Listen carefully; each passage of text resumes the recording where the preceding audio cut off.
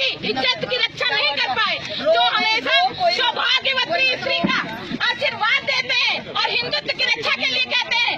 आज इन्होंने मुगल शासन से ज्यादा, अंग्रेजों से ज्यादा अत्याचार किया है। किसी अंग्रेज शासक ने, किसी अंग्रेज ने ये नहीं कभी किया था कि हिंदुओं की पत्नियों, औरतों का सुहागन होते हुए भी वो बाल मुड़वाए, जो इस शासन में हुआ है। केंद्र में, राज्य में बीजेपी की सरकार है। देख लो कितना हाहाकार मचाई है इस सरकार ने कि शिक्षक और महिलाएं जो आज अपने सुहाग के रहते हुए अपने केशों का परित्याग करके और अपने भाइयों को, बहनों को जो कि देवलोक को प्राप्त कर चुके हैं, मृत्यु सैया पे जा चुके हैं, उनको श्रद्धांजलि दे रही है।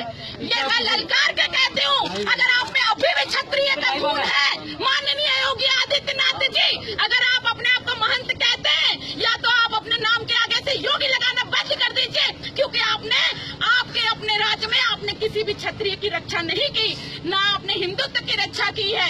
मैं आपको बोलती हूँ, आपके सामने अगर गट्स है, मेरे में गट्स है, इसीलिए मैं मीडिया के सामने बैठ के अपने केशों का परित्याग कर रही हूँ। मैं शिक्षक हूँ, मैं बनाना भी जानती हूँ भविष्य को, तो बिगाड़ना भी जानती हूँ। और उसका चैलेंज मैंने किया है, एक्सेप्ट किया है कि आज अगर मैं अपने केशों का, जो कि महिलाओं के लिए सबसे प्यारा होता है, और यहाँ से घर जाने के बाद हमें हजारों सवालों का जवाब देना पड़ेगा। हमें हजारों समाज को इसी बनाए हुए ढकोसलों को हजारों जवाब देना पड़ेगा कि अपने केशों का परित्याग क्यों करके आए। एक शब्द रहेगा, योगी आदित्यनाथ जी से पूछिए, मोदी से पूछिए, फेकू बाबा से पूछिए उनसे जो हिंदुत्व की रक्षा करते हैं, लेकिन आपकी इस बहन की, बेटी की, बहू की रक्षा नहीं कर पाए। उन्होंने हमको जीते जी मार डाला। और बहनों, रोने की जरूरत नहीं है। जहाँ स्वाभिमान मरा था 1 साल पहले 25 जुलाई को, आज अगर हमारे केशों का परित्याग होता है तो इस एक केशुओं की कसम हम इनको नस्ते नाबूद कर देंगे। मीडिया से हम सामने कहते हैं कि बीजेपी की सरकार वो छल से आए, दम से आए, कैसे भी आए, लेकिन इनके किसी भी नियम को हम फॉलो नहीं करेंगे, चाहे वो मूल विद्यालय जाने वाले नियम हो, चाहे कोई भी नियम हो। जब ये हमारी इच्छा नहीं पूरी कर सके, हमारी मांगों को, जायज मांगों को नहीं पूरा कर सके, तो हम भी इनके किसी भी ये, और इससे ज्यादा क्या करेगी, इससे ज्यादा अपमान क्या करेगी, मौत दे देगी। हम मौत में लड़ने मरने के लिए तैयार हैं, क्योंकि इससे ज्यादा कोई नहीं मरेगा। और अगर अपने यहाँ अभी भी हमारा स्वाभिमान जिंदा है, तो वो हमारा आत्मविश्वास है, वो हमारा आत्मविश्वास है कि हम जिंदा हैं। अब हम इस सरकार को मार के देखेंगे कि ये सरकार कैसे उल्टी है। एक चाणक्य ने अपने बाल मुड़वाए थे नंदवंश के कारण। नंदवंश ने अपमान किया था, धनानंद ने उनका अपमान किया था, और वो शिक्षक थे, और उन्होंने अपने पूरे केशों का परित्याग करके बस एक जुड़ के छोड़ दी थी। हम ये महिला शिक्षा मित्र यही कहते हैं, हमने 17 साल तक स्कूलों में शिक्षा दी है, हम भी शिक्षक हैं और हम एक महिला शिक्षक हैं। हम भी कहते हैं कि जब एक चाणक्य ने समूल नाश कर दिया नंदवंश का, तो यहाँ पर जितनी महिला शिक्षा मित्र है, 1,72,000 जो शिक्षा मित्र भाई बहन है, वो इसको कहाँ तक ले जाएगी। और ये योगी सरकार सुन ले, मोदी सरकार सुन ले कि भाजपा का इतिहास रहा है, एक बार आने के बाद 30 साल तक लुप्त हुई है, और इस बार अगर गए तो दोबारा नहीं आएगी। ये चैलेंज है हमारा, हम सभी शिक्षा मित्रों का। अगर 1,35,000 हम यहाँ हैं, तो हम इनके 10 लाख लोगों को खत्म करने के पूरी जिम्मेदारी लेते हैं। जय शिक्षा मित्र संघ।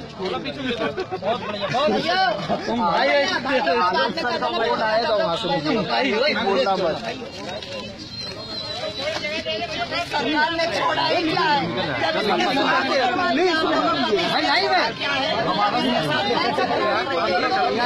कोई भी मरम्मत नहीं है। इसको भी हम लोग पलट के ही दिखाएंगे, हम ही लोग दिखाएंगे। जिस चीज को हमने, जो शिक्षा हमने जिंदा किया था, उसको बुझा के भी दिखाएंगे। जो दिया हमने जलाई से उस प्राथमिक विद्यालय में, उसको ये बुझा के दिखाएंगे।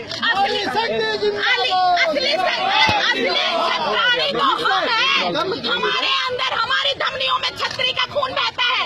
ये योगी आदित्यनाथ छतरी नहीं है, इसकी धमनियों में किसी छतरी का रक्त नहीं बनता। ये कोई योगी महंत नहीं है, ये मोदी कोई भी सन्यासी नहीं है। इन्होंने अपने अगर परिवार का परित्याग किया है तो सिर्फ अपने स्वार्थ के कारण किया है, और हम अपने केशों का परित्याग कर रहे हैं तो अपने तो हम छत्राणी हैं, जिन्होंने जो कहा।